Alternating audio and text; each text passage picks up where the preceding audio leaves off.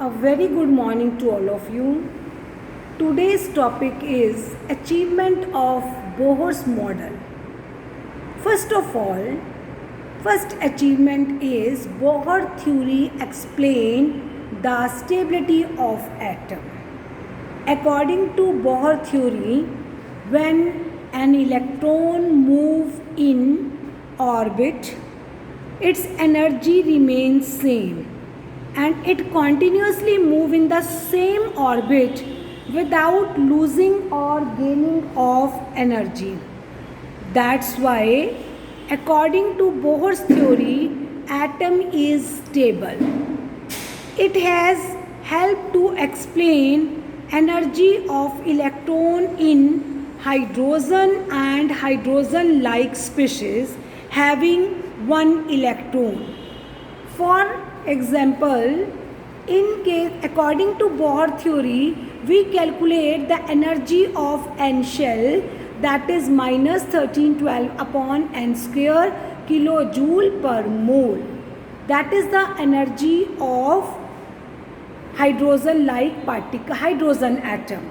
If we study about hydrogen-like particle is helium 1 positive, where number of proton is 2, number of electron is also 2, but in case of helium ion, He1 positive ion, it is formed by loss of 1 electron. Out of 2, 1 electron is lost, so number of electron remain 1. In that case, we use Z square. Minus 1312 upon n square into Z square. Z is the atomic number or nuclear charge. It also explains significance of negative electronic energy. As shown in diagram, that electron when present at infinite distance from nucleus, then there is no force of attraction between electron and nucleus, so its energy is zero. As we already know that in excited state electron is unstable, so it come back to ground state by losing energy, and when its attraction increase, then energy released from zero value, so it must be negative in nature.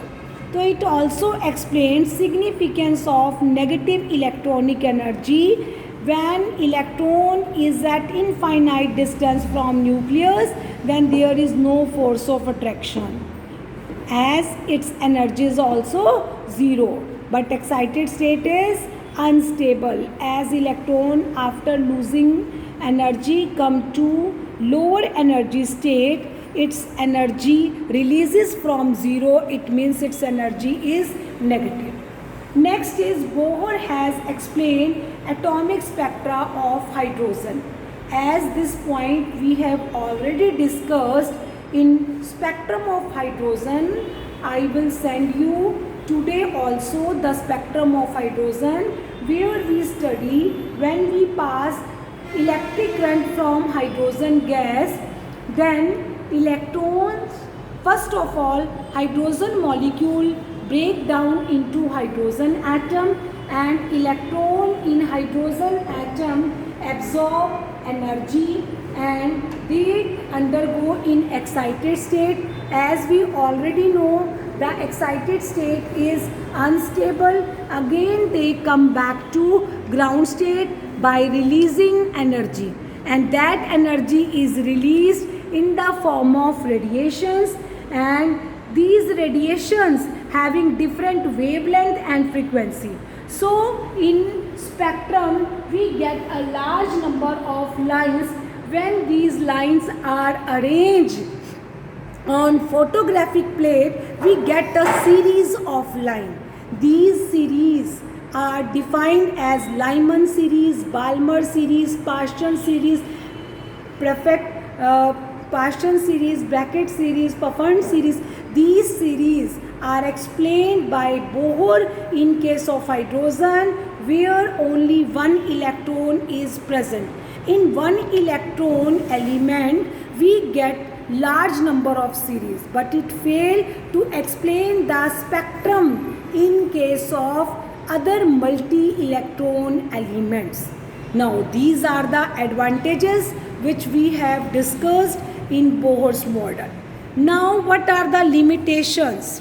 It could not explain atomic spectra for multi-electron. As I have already told you that in case of hydrogen, which is one electron element, we get Lyman, Balmer, Paschen, Brackett, Pfund series. But in case of multi-electron element atom, we get such a large number of series, it cannot be explained by Bohr's model. It could not explain Zeeman effect and Stark effect. What do you mean by Zeeman effect? When you place spectral line in magnetic field, it further split into large number of lines. This is known as Zeeman effect. When we put spectral line in electric field, it further converted into large number of lines. This is called Stark effect. This cannot be explained by Bohr's model. It could not explain why angular momentum is integral multiple of h upon 2 pi. It could not explain, it failed to explain the shapes of molecule which is formed by overlapping of atoms to complete their outermost shell. It could not give any information what is the shape of molecule. Here it become fail